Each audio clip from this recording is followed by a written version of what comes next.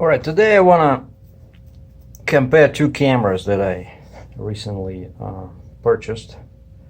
Hold on, let me just find out where am I looking. All right, okay, top right. So I got here 6D Mark II with the 50mm f1.8 lens, and this is one of the first full-frame cameras that has a flip screen, which is super useful for video. And then I got, that's one camera we're comparing, and the second camera is just the one I picked up, a tiny little baby, a Rebel SL3, also with a flip screen. And the difference in price is more than 2 times. Like, this camera is just over $500 US, whereas this one is $12.99, And so what's the difference? Well, first of all, this camera is much bigger. You get much more value for your money. So this is heavy, very good for self-defense. Whereas, and it's made, it feels a bit like the same plastic, but it feels a bit sturdier, stronger. And the grip, like, I have big hands, so some people like small cameras. Like, I like this one because you see, like, my pinky is still on the body, whereas when I take this one, my little finger has nowhere to go. Like, it's tiny.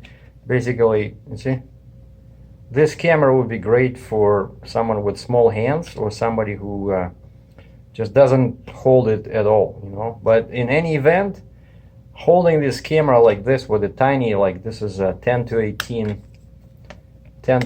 millimeter lens.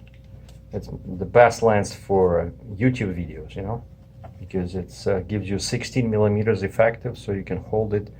I have a little tripod that I use, but don't try to put a heavy lens on it, because then it's very awkward to carry this camera.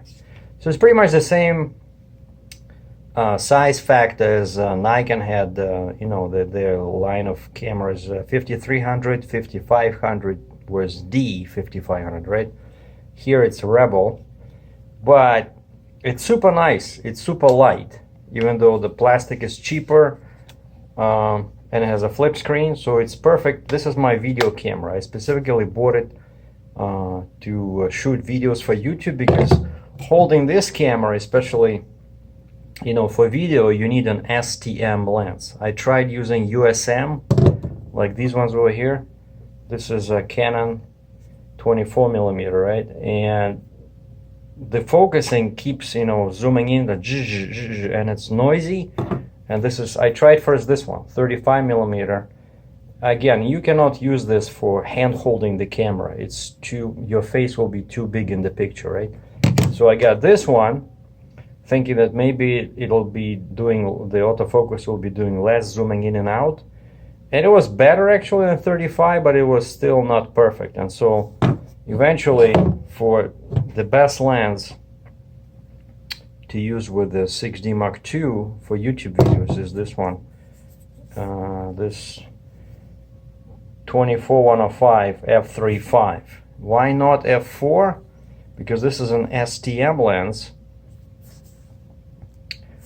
I got a low battery warning there, because this is an STM lens, which means that it's pretty much silent and it's perfect for video. And so, but once you hook this up, you see that this is much bigger than this, right? Than this lens.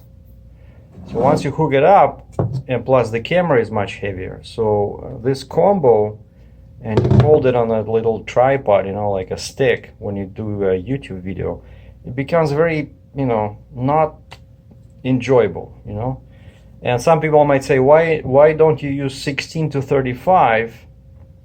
Well, because that one is USM as well. It's not an STM. Like, for video, you need an STM lens. And on a full frame, that's 24 to 105. And I tried this, and 24 is still, you have to hold it really far, otherwise your face is just, too big. Like, ideally, you need 16 millimeters, but STM. And so this one is STM, and it's 10 to 18, and 10 is actually, because it's a crop sensor camera, 10 is 16, right? And so this one, you know, it's much lighter, and I can hold it. My face is not too big in the frame. I don't have to struggle, and so that's what this camera is for. But of course, it gives you much less controls. You see over here, you only have one dial, so pretty much everything has to be done over here. But it has a touch screen, and you can do the same as here. You can touch and focus, and you can touch and release, take a picture. But the quality, just to give you an idea, like you see this one, where they have one compartment for battery and the memory and the SD card in there, and this is like pretty loose. I don't know how long it's gonna, brand new camera, how long it's gonna stay like this, but I just don't like it. Whereas here, the battery is at the bottom, right? And the battery is much bigger, but the SD card is over here. So everything is like more solid, like it's not gonna fall out, or it's not gonna open by itself. So that's what you get for the money. You get with the 6D, you get more controls, you see, and a more robust body. And basically this one, of course, it has higher resolution. It has 26 megapixels, but it's a full frame, so it gives you better quality of images with the same lens as here. If you compare, let's say 35, if we put 35 on this camera, then on this camera, or 35 here and 24 here, to keep the focal length the same, you will see that this camera will produce much better pictures, because of the bigger sensor.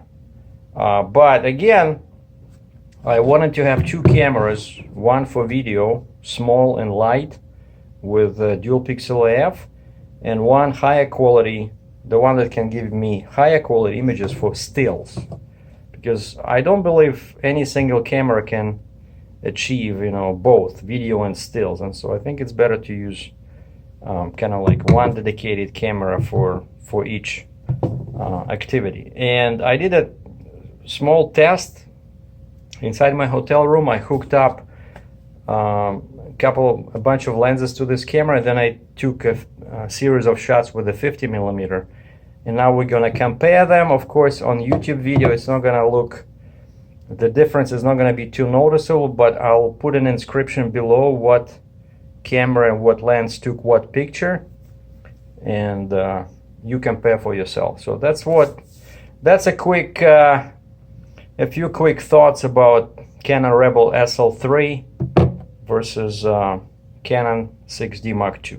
Thanks for watching.